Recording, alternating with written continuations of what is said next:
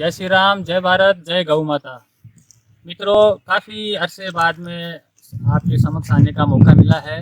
पिछले 2 साल से लॉकडाउन की वजह से न कोई धार्मिक आयोजन न कोई सांस्कृतिक आयोजन हुआ, और जैसे कि अपने देश में लोगों की भीड़ से संबंधित रोक लगी हुई थी, नहीं आ सके। कुछ कार्यक्रम हर साल जैसे रामनवमी की रैली वगैरह निकालते हैं हम, और गौ माता की भी काफ़ी, जैसे अभी आप देख रहे हो हरि भाई के द्वारा काफ़ी सेवाएं हो रही है। इसके अलावा जो भी अपने कार्यक्रम थे, दशहरा पूजन वगैरह, भारत माता पूजन, वे नहीं हो पाए।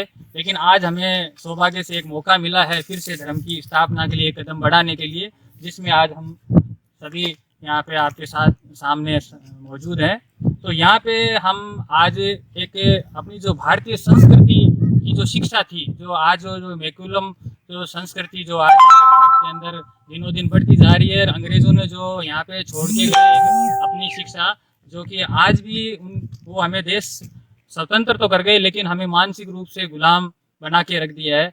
जिसका मैं एक छोटा सा उदाहरण आपको दूंगा कि जिस समय हमारी संस्कृति हमारे देश में हुआ करती थी तो सूरवीर भी पैदा हुआ करते थे, ज्ञानी भी हुआ करते थे, जिसमें भारत सोने की चिड़िया कहलाता था और भारत एक गुरु के रूप में पूरे संसार के अंदर अपनी अग्रिम पंक्ति में खड़ा रहता था। जिसका उदाहरण ये है आपके कि जिस समय हमारी शिक्षा पद्धति थी उस समय कभी भी हमारे देश के अंदर वृद्धाश्रम नहीं थे, और जिस समय से हमारी ये जो पद्धति है, जो शिक्षा पद्धति अंग्रेजों की हमारे देश में लागू हुई है, वहाँ से और जिस तरह से ये गुरुकुल धीरे धीरे खत्म हुए हैं, उसी तेजी से वृद्धाश्रम है दिनों दिन बढ़ते जा रहे हैं। इसका मेन कारण है कि हमें ये शिक्षा तो मिलती है कि हम पढ़ाई करके कमाए कैसे, लेकिन हमें ये शिक्षा नहीं मिलती कि मानव धर्म को उत्तम जीवन कैसे जिया जाए। तो जिस तरह से हमारे गुरुकुल घटते गए, हम पढ़ते गए, हमारा खूब पैसा कमाया, लेकिन हमारे माता पिता के प्रति हमारे क्या कर्तव्य है, हमारे देश के प्रति क्या कर्तव्य है, राष्ट्र के प्रति क्या कर्तव्य है, धर्म के प्रति क्या कर्तव्य है, मानवता के प्रति क्या कर्तव्य है, ये हम भूलते गए। गुरुकुल घटते गए, वृद्धाश्रम बढ़ते गए, लोगों ने पैसे कमाए, अपने माता पिता को वृद्धाश्रम में भेजते गए। तो हम ये चाहते हैं कि हमारे देश के अंदर आने वाले समय में ऐसी स्थिति हो कि एक भी वृद्धाश्रम पूरे हिंदुस्तान में नहीं हो, हर गांव में गुरुकुल हो। जो गुरुकुल ये नहीं सिखाता कि बच्चा बड़ा होने के बाद में अपने माता पिता को कहीं दूर पैसों के बलबूते पे कहीं पे भेज दे और कोई दूसरा उसकी सेवा करे। हमारी शिक्षा ये थी कि मरते दम तक श्रवण, जो कि अपने अंधे माता पिता को अपने कंधों पे लेके और तीर्थ कराने लेके गया था, और कराते कराते वह परलोक में चला गया, स्वर्ग लोक में चला गया। ये पद्धति हमारी थी। और आज जब हम सक्सेस हो जाते हैं, पैसे वाले हो जाते हैं, और तो हम हमारे माता पिता को, जो सबसे पहले हमारे शास्त्रों में और बताया गया है कि भगवान से भी बड़ा अगर कोई है तो माता पिता है, जिनको हम सफलता के बाद में, लोग तो सफल होने के बाद में माता पिता की सेवा करना चाहते हैं, लेकिन हम सफल होने के बाद में उन्हें वृद्धाश्रम में छोड़ देते हैं। तो ये इस शिक्षा की सबसे बड़ी कमी है। तो हम ये चाहते हैं कि गुरुकुल की हर गांव में, हर नगर में स्थापना हो, ताकि वृद्धाश्रम घटे और गुरुकुल बढ़े और हमारी संस्कृति बढ़े। नमस्कार, जय श्री राम। आज हम यहाँ जो आप लोकेशन देख रहे हैं, ये अभी यहाँ पे जो निर्माण कार्य होने जा रहा है, कुछ ही दिनों बाद में आपको यहाँ पे एक बहुत ही शानदार गुरुकुल दिखने को मिलेगा। और ये जो लोकेशन है, ये लोकेशन मैं आपको बता दूं, ये है मोलासर। इधर पूर्वी साइड में मोलासर पड़ता है और दक्षिण साइड में पड़ता है भावड़ी, और इस साइड में रशीदपुरा, उत्तर साइड में डाबड़ा है और पश्चिम साइड में धनकुली है। तो इन सभी गांवों के बीच में ये स्थान है। तो मेरे मन में कुछ जो प्रश्न है, मैं बिल्कुल लाइव ईश्वर जी से पूछना चाहूँगा, पंडित जी से पूछना चाहूँगा, सुधीर जी से पूछना चाहूँगा। तो सबसे पहले मेरा जो पहला सवाल ये है कि आपने जो जगह का चयन किया है, वो इतनी जो भीड़ भाड़ से दूर इस स्थान पे क्यों किया है, जबकि स्कूलें वगैरह है वो बिल्कुल सिटी में अच्छी चलती है, लेकिन आपने यहाँ पे इस स्थान का चयन क्यों किया, सबसे पहले मुझे बताइए। इसमें हमने इस जगह का चयन इसलिए किया है कि जैसे हमारे मोलासर गांव में बहुत बड़े भामाशाह भी है, सोमानी परिवार है, गगड़ परिवार है, और भी है, गौशाला है हमारे गांव के चौधरी जी ने दी है, बहुत बड़ी जगह दी है। और आज उनकी वजह से काफ़ी गायों को मतलब आज वहाँ पे चारा मिल रहा है, और कई गायें हैं जो आराम से अपना जीवन यापन कर रही है। लेकिन इस गुरुकुल की जो पद्धति है, इसको जो आज की जो चकाचौंध है उससे दूर, ताकि बच्चों को एक शांत वातावरण मिल सके, उनको एक जैसे ध्यान जो हमारी जो ये जो शिक्षा पद्धति, इसमें ध्यान का सबसे बड़ा योगदान है।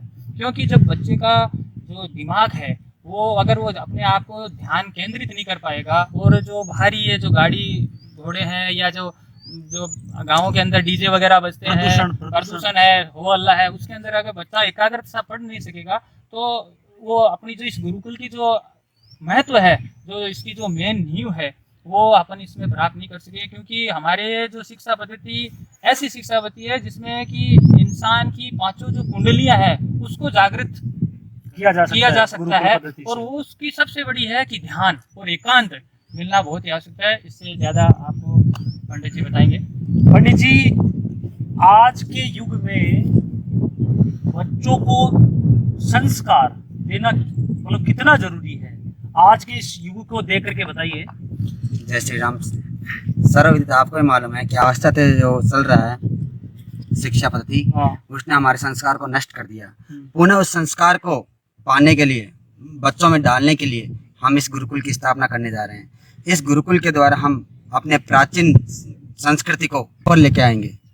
इसीलिए इसी उद्देश्य से वेद, व्याकरण, वेदांत के द्वारा तथा कर्मकांड और अन्य ज्योतिष शास्त्र के द्वारा और धर्म के बारे में जागरूक करके बालकों में वो आचरण डाल के हम इस शिक्षा को ऊपर लाना चाहते हैं। हाँ, यही रिपीट सवाल आपसे मैं पूछ रहा हूँ, आज के युग में मतलब गुरुकुल की आवश्यकता क्यों है? पंडित जी ने बताया संस्कार क्यों जरूरी है, आप बताइए कि गुरुकुल की आवश्यकता क्यों है आज के इस युग को देखते हुए। जैसे कि अभी पहले वैसे मैं इस बारे में थोड़ा सा बता चुका हूँ, और मैं आपको एक बताना चाहता हूँ कि जीवन यहाँ पे जानवर भी जीता है, वो भी अपना पेट भरता है। लेकिन एक जानवर का जीवन और एक मानव का जीवन, मानव एक संस्कारवान एक उत्तम जीवन जीने के लिए उसको उत्तम शिक्षा की आवश्यकता है।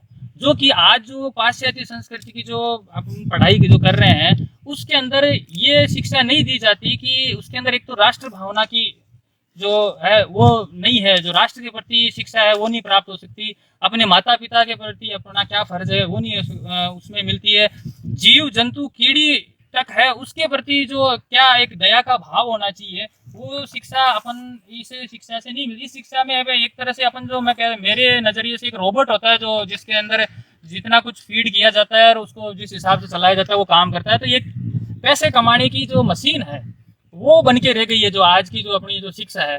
तो मैं नहीं कहता कि वो शिक्षा आवश्यक नहीं है, लेकिन अगर उस शिक्षा के साथ साथ अगर मानव को, एक बच्चे को अगर तराशा जाए तो अपनी जो सनातन जो शिक्षा पद्धति है, तो ये आप सोचिए कि वो कितना उच्च व्यक्ति बन सकता है। जो अपन कहते हैं ना कि भाई ये व्यक्ति तो एक तरह से देवता समान है, ये आज कहीं सुनने को मिलता है क्या आपको? बहुत कम मिलता है। बहुत कम क्यों ही मिलता है? क्योंकि वो शिक्षा ही नहीं रही कि वो देवता जैसे कार्य करे। एक तो राक्षसीय पद्धति है, एक देवीय पद्धति है, ये दो पद्धतियां हैं। बाकी राक्षस भी जो अपन जैसे कल्पना में देखते हैं कि जिनके सींग होते हैं, ऐसा नहीं होता है। जो बुरी पद्धति के लोग होते हैं उन्हें अपन राक्षस की श्रेणी में लेते हैं, और जो अच्छी पद्धति के लोग होते हैं उनको बोले। तो ये शिक्षा वो शिक्षा है जो सिर्फ भारतवर्ष नहीं, आज आप देख रहे हो अमेरिका है, चाहे चाइना है, रूस है, सारे जितने भी देश है सब एक दूसरे के ऊपर मिसाइलें ताने में बैठे हैं। आज सब चांद पे पहुंच गए हैं, मंगल पे पहुंच गए हैं, लेकिन सभी मानसिक रूप से पीड़ित हैं। सभी कहीं भी शांति कहीं नहीं है, किसी भी जगह शांति नहीं है। एक भारतीय संस्कृति, सनातन संस्कृति एक ऐसी संस्कृति और शिक्षा पद्धति है जिसके अंदर मानव जीवन एक शांति से इस धरती को स्वर्ग की तरह जी सके। जो हमारी जो संस्कृति के लिए जाना जाता है, तो अभी जो काफी देश है भारत का फॉलो कर रहे हैं, तो इसके बारे में आप क्या कहना चाहेंगे? तो और वैसे अभी देखा जाए तो हम धीरे धीरे पिछड़ते जा रहे हैं। बिल्कुल आपकी बात सही है, ये बातें सभी उन्हीं बातों से जुड़ी हुई है। आज भारत को फॉलो कर रहे हैं, आपने देखा होगा कि अभी पिछले 10-15 साल में कुछ ज्यादा फॉलो कर रहे हैं। इसमें एक तो हमारे बाबा रामदेव जी का बहुत बड़ा योगदान है, जिसने भारतीय योग को देशों में और शहरों में जिम खुले हुए हैं, बॉडी बिल्डर भी है, WWF की कुश्ती देखते हैं, वो इतने ज्यादा ताकतवर और मसल है। लेकिन आज जब से योग आया है, पूरे भारत नहीं पूरे संसार में, पूरी दुनिया के अंदर योग के कारण से मतलब जो लोगों ने मतलब एक शांति का जो अनुभव किया है, उसके अलावा एक जो ये जो शिक्षा पद्धति है, जो ये आपकी जिम वगैरह, ये पाश्चात्य संस्कृति की देन है, जिससे आपका शरीर ऊपर से तो सुडौल बन सकता है, लेकिन अंदर से उसके अंदर जो रोगों से लड़ने की जो है और मानसिक रूप से सुदृढ़ बनने की जो शक्ति प्राप्त नहीं कर सकते, तो वो योग के द्वारा से, ये योग कहाँ से आया? भारतीय संस्कृति है, जिसको बाबा रामदेव जी ने चारों तरफ फैलाया। उसके बाद में अपने आप ये देख रहे हो, मोदी जी के आने के बाद में हमारे देश का हर दुनिया के अंदर सम्मान बढ़ा है। तो मोदी जी जहाँ भी गए हैं, उन्होंने सर्वप्रथम जब वो अपनी प्रथम यात्रा पे गए थे तो उन्होंने गीता भेंट की थी। बिल्कुल की थी। और यही बात मतलब जब उन गीता का लोगों ने अनुसरण किया है, उसको समझा है, तो पता चला है कि भारत क्या चीज है, भारतीय शिक्षा, भारतीय संस्कृति क्या है। और मैं तो ये कहता हूँ कि अगर ये संसार, ये दुनिया अगर रहेगी तो अंततः भारतीय संस्कृति को अपनाना पड़ेगा। अगर मानव जीवन को शांति प्रिय एक उत्तम जीवन जीना है, उसे जानवर जो बनाए उनसे अलग जीवन जीना है, तो भारतीय संस्कृति का अनुसरण करके ही वह जी सकता है।